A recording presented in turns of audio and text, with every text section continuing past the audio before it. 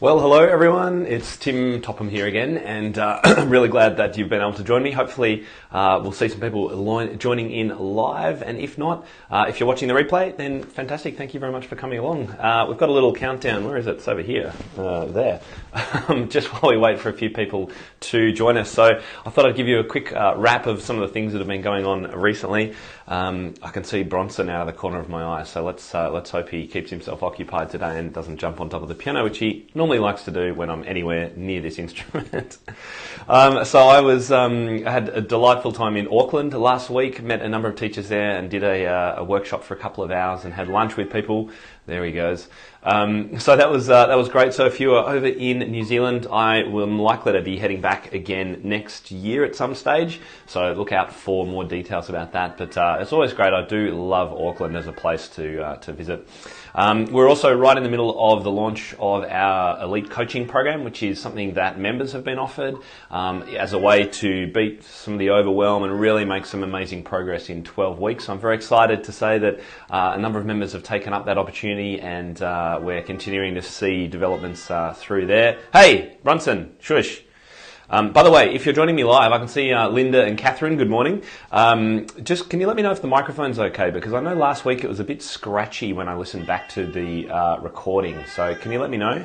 Hey, come over here. Come here. Thank you, Hi, Michael, and Fraser as well. Good to see you guys.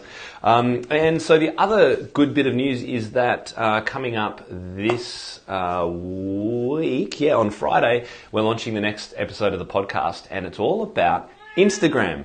So if that's something of interest for you and you'd like to find out more about Instagram and how that can be used in your business, then definitely check out this Friday's episode. It's something that I've been asked a lot about.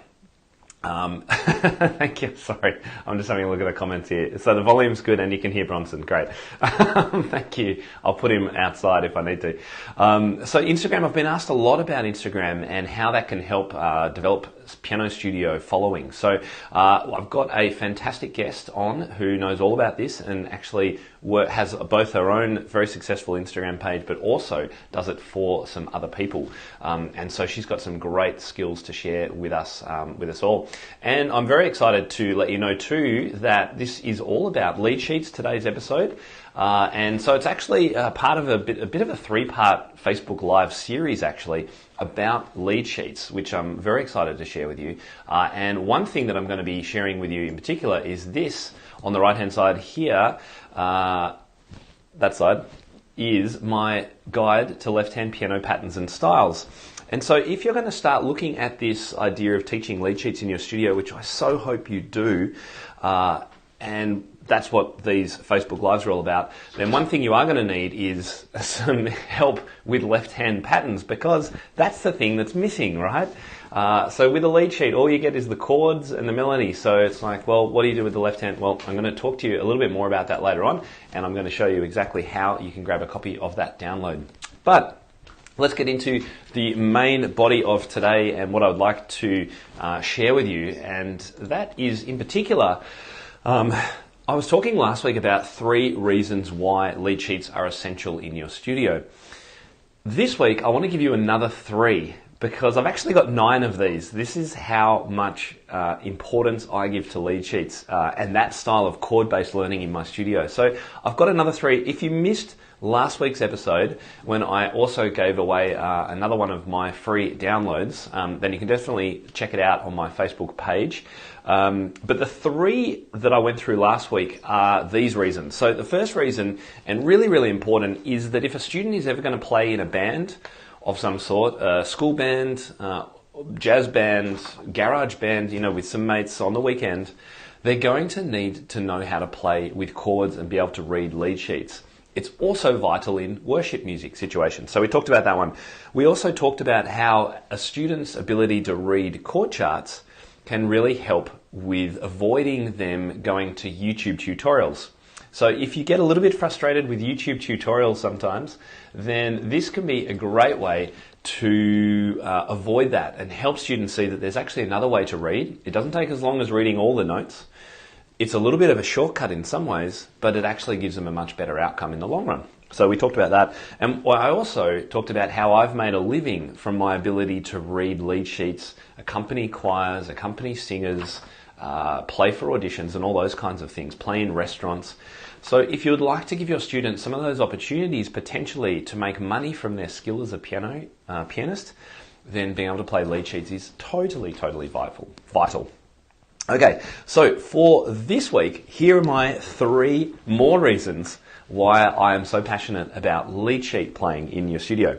Number 1, improving memory and reducing performance anxiety. So this might not have been a connection that you perhaps would normally make with lead sheet playing, but this is really important. When a student comes to perform and is anxious, as we all are, I get very nervous before I perform things. Funnily enough, I get far more nervous before I perform written like Chopin and Bach and things like that than I do sitting down and performing an improvisation or just mucking around on the piano or playing for singers. That's kind of my jam. That's where I'm most comfortable. I don't get nervous doing that. But for our students, they get terribly nervous as well. And unfortunately, what our response generally is, unless you've had some sort of psychology of performance training, the response will generally be, well, you need to practice performing and make it really comfortable and get used to doing it. And that's true. It's certainly good for students to practice performing under pressure particularly, but it's also not, it's not going to help them when things don't go right in their performance. And so that's one reason why I think a knowledge of lead sheets and chords can really help students when it comes to performing. Because a student who has, let's say, a memory slip, but knows that they're playing in the key of B flat major, can tend to, if they practice this as a skill, they can tend to improvise their way through a little bit because they're not just thinking about dots on the page, they're actually thinking about the harmonic construct of the piece.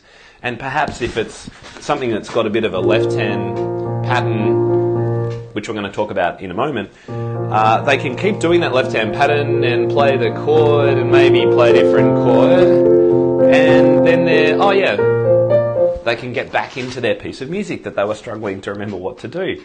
We've all seen those really unfortunate times when students are performing and everything falls in a heap and they stop playing. And it's one of the most heartbreaking things as a teacher to see this happen to your students on stage. So I'd like you to think about whether a knowledge of chords and ability to understand the harmonic context of music and have some patterns at their disposal could be a good way to help alleviate those nerves and give them a little bit more confidence in their performing. So that's tip number 1, or I guess reason why lead sheets are essential. Probably number 4, I guess, if we're continuing from last week. But anyway, number 1 for today. Number 2 is that the chordal kind of construct of music really unpacks the connections for students between old music and new music. So Baroque and pop, or classical and pop music, because there are phenomenal numbers of connections that can be made. So let me give you an example. I was teaching solfeggetto before. This is a piece of music that I'm sure just about every one of you watching has taught at some stage. Give me a thumbs up or something if you have taught this piece of music. There's one little section in this which I think highlights these connections that we can make when we pull things back to their chordal roots for students. So in this section, I'm at about bar 5 here.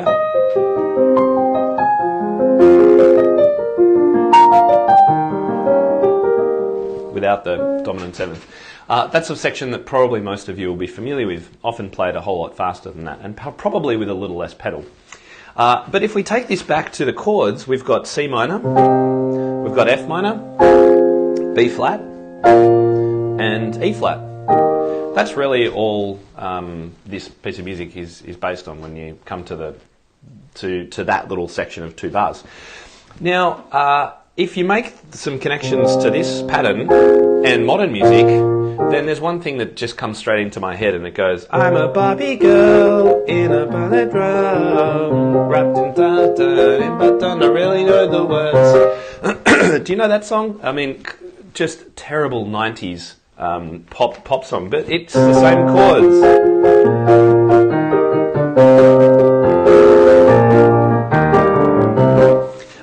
And you know, there are probably many more songs that use that exact same chord progression.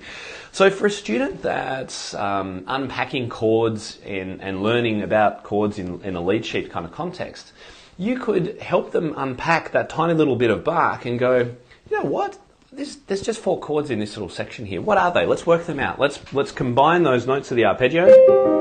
That's nice and easy to work out. The next one, F minor. Oh, we can work those chords out.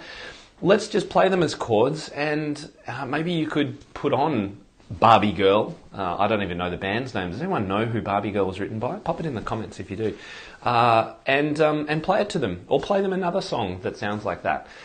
There, of course, are many connections that you can make between older and newer music. Pachelbel's Canon's a classic as well. Now, in modern songs, we would normally go to, and that's the most common 4-chord progression. D, A, B minor, and G is what I'm playing in the key of D. Oh, Aqua, Michael, you win the prize. Aqua, that was the band. Yeah, what a classic. Now, of course, Pachelbel goes on and he does an 8-chord progression.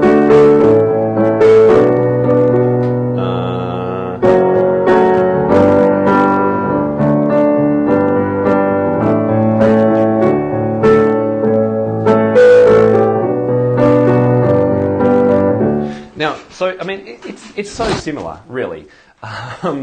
So these are the kinds of connections that students will really benefit from making when they're learning about the music. So again, if you're teaching something like Pachelbel's Canon, rather than teach them just how to read, pull apart the chord progression, get them to play the chords, make some connections between Pachelbel's 8-chord progression and modern 4-chord pop songs. It's so much fun for students. They'll learn a heap from it. So that's reason number 2 for today.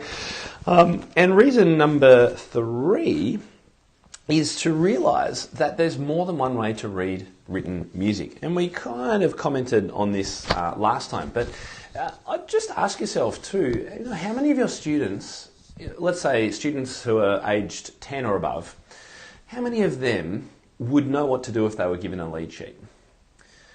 And I guess the same question goes, how many of you would be confident knowing what you're doing when you're given a lead sheet? Now, maybe there's some connections between how many of us as teachers are confident teaching lead sheets and how many of us are confident playing it them ourselves. So one of the things that I'm working on right now is towards a webinar with Forrest Kinney. I've mentioned this a couple of weeks running now, at the end of August. So it's going to be on the evening of Sunday, the 26th of August, if you're in the UK or USA, which is Monday morning here on the 27th. So I haven't got the sign-up page ready yet, but it's coming. And the course and the information that Forrest gives is going to help anyone, any teacher who has never done this before, both upskill themselves and then be able to pass that on to their students. So that's why I'm working on sharing some of these steps towards that for you right now in these Facebook Live videos. So just knowing that, so just going back to my 3rd reason for today, knowing that there's more than one way to read music, and by the way, it's a hell of a lot easier than reading all the dots for both hands at the same time, because that's really hard. So when students have some tricks up their sleeve, they can make this so much more easy. There you go, Catherine's just said it was part of Yamaha training. That is so good to hear. I wasn't actually aware of that, but it doesn't surprise me now. I think Yamaha, in particular in their group training, does a lot of quite modern approaches, modern things that I think are really good for students. So that's fantastic to hear. So with that in mind, let's go to today's freebie. So this is the freebie I'm going to be giving you guys in a moment. If you haven't already seen this on my website, this is what it looks like in the printed form here. It's my ultimate guide to left-hand patterns and styles.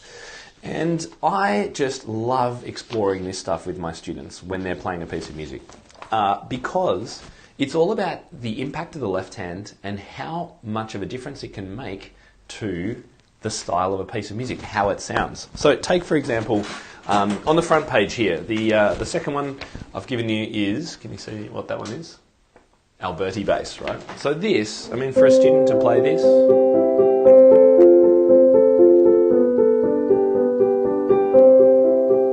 it will turn any anything that they're playing in the right hand, it will suddenly make it sound like Mozart and classical music. So that's one of the most common patterns that I think students should know. And that's kind of one of our older styles. The modern equivalent of that, in my opinion, is the pop left hand, which I call it the pop style left hand. It's the root note, the fifth and the octave.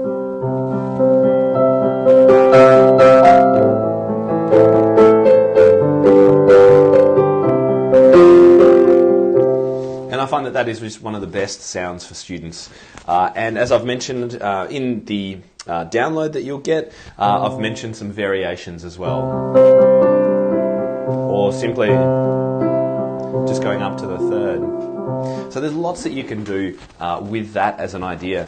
And then the download goes on after that. We've got arpeggiated left-hand patterns. We have ragtime, walking bass lines, stride bass lines, syncopated patterns, Latin patterns. There's some more examples there for you.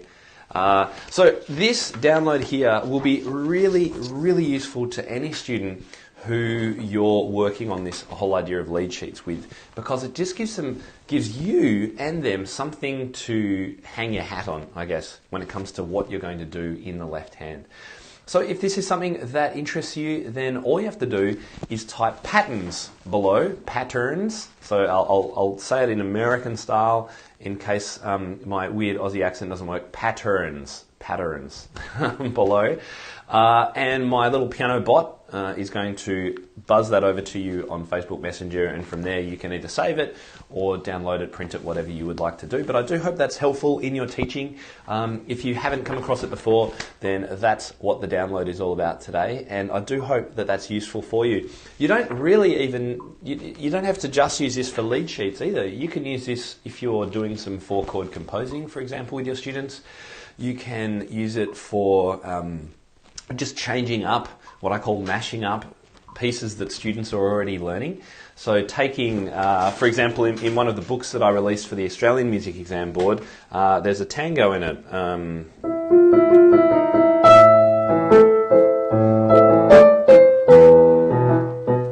So the left-hand pattern, classic tango pattern, one of the ones that are in the download. So a student that is learning some kind of lead sheet, if they want to give it a Latin flavour, then they can go, oh, bang, left-hand pattern, that's all we need. We can use the tango pattern. Brilliant. If they want to give it more of a ragtime feel, they could possibly do more something like this.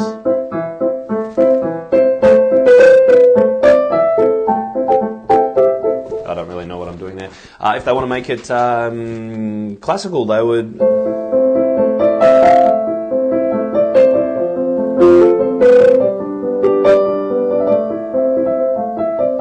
You get the idea anyway. So that I hope you'll find really, really useful. I can see lots of people have entered patterns into the comments there, which is great. Let me know what you think of it. I'd be delighted to answer any questions that you have on it.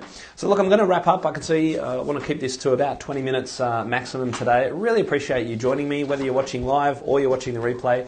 Remember that it's absolutely fantastic. If you do know of anyone who would like this, please share it with them. There's a share button down here somewhere or other. Share it with them, and yeah, feel free to, if you like the download, then give us a bit of a heart or something like that. I do like seeing them kind of explode across my screen, which is always fun to see. I can see here Catherine too was talking about ANSCA as well. So ANSCA is one of the Australian and New Zealand exam boards over here, promotes the chord kind of way of playing as well. In their modern piano exams. Yeah, it's great. I think, the more we can do this, the more rounded our students will be, the more versatile they'll be in the future. And I want to create, I don't know about you, but I want to create versatile pianists. Pianists who can pick up any kind of piece of music and be confident, yep, I know kind of what this is talking about. So that's what I'm going to suggest we all do more and more of in our teaching. All right, so this has been Facebook Live number 2 in a 3-part series. So I'm going to go live again next week at the same time, same place. And I've got one more download for you because I'm enjoying giving away all of these freebies. One more download to share with you, and I'm going to give you my final 3 reasons why I think lead sheet playing and teaching is so important in piano lessons. So that's going to be next Wednesday, the 15th, at 9 a.m, which is my time here. So it may be the 14th if you're over in USA or Europe. And if you're over in Perth or Asia somewhere, it's probably going to be about 7 a.m. So hopefully you guys are morning people. So there you go. Let me know if you've got any questions. I'm going to start wrapping things up in a moment. And absolutely delighted that so many of you were able to join me today. So do look out for the podcast episode, which is coming live this Friday. As I mentioned, it's all about Instagram and how you can use Instagram, which is totally free, in your studio to promote your studio, and whether it's about promoting externally to new people, or is it more about building community in your studio? So that's one of the things that we'll be talking about this Friday. Make sure you grab my app if you haven't grabbed it already. Download it from the App Store and you'll be able to listen to the podcasts, keep up to date with all the blog articles and videos, Facebook Lives, all that good stuff too. So thank you very much. Sandra says, perfect timing here in WA. Well, thank you, Sandra. You must be a morning person. As I say, thanks for joining me. I will see you next Wednesday or Tuesday evening at the same time.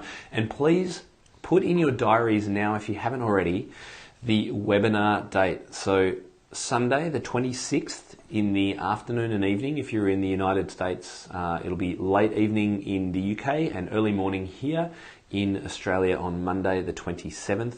The fantastic Forrest Kinney is joining me, and I can't wait to share that with you. He's an absolute superstar. He's going to be at his piano, and when Forrest sits at a piano, you know you're going to be in for an absolute treat. He is so much fun to work with. So if you haven't explored his books, make sure you Google him at some stage today, Forrest Kinney, Kinney. And you can hang out with us both, ask as many questions as you want to at that webinar, which is in about 2 weeks' time. But for now, I'll sign off and say looking forward to seeing you all next week at the same time for another quick download and also another 3 great reasons to use lead sheets in your studio. Until then, see you, have a great day ahead, and enjoy your teaching. Bye-bye.